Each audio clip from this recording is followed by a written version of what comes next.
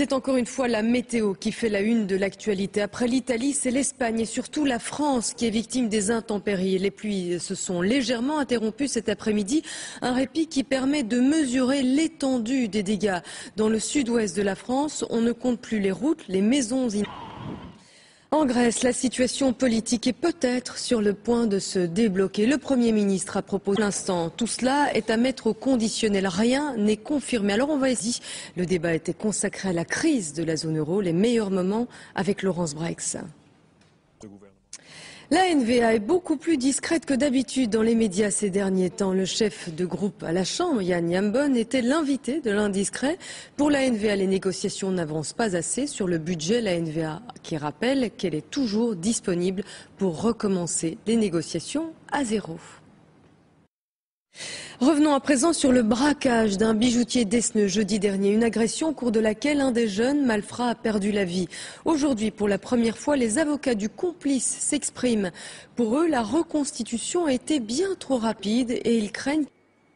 C'est la fête de l'Aïd el-Kébir aujourd'hui pour les musulmans du monde entier. On va faire un tour d'horizon tout de suite, mais avant cela, restons à Bruxelles où, au-delà du rituel de sacrifice, l'Aïd el-Kébir est une fête essentiellement familiale, un moment important, surtout pour ceux qui vivent loin de leur pays d'origine, parfois de leurs proches. Une façon aussi de se rappeler leurs racines pour bon nombre d'immigrés. Aurélie Didier a goûté au mouton d'une famille sénégalaise de Bruxelles.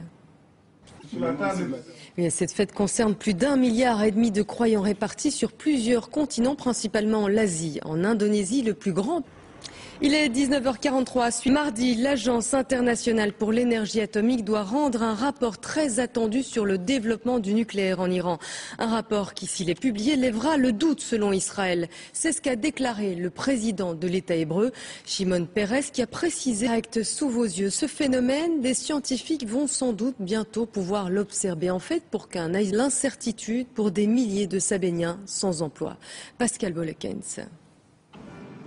Du rififi entre propriétaires terriens et agriculteurs. Tous les 3 ans, les prix des terres louées aux agriculteurs sont augmentés. Les propriétaires réclament jusqu'à 15% en plus. C'est beaucoup trop, trouvent les agriculteurs. Résultat, les négociations menées sous la houlette de l'administration de la région wallonne sont rompues.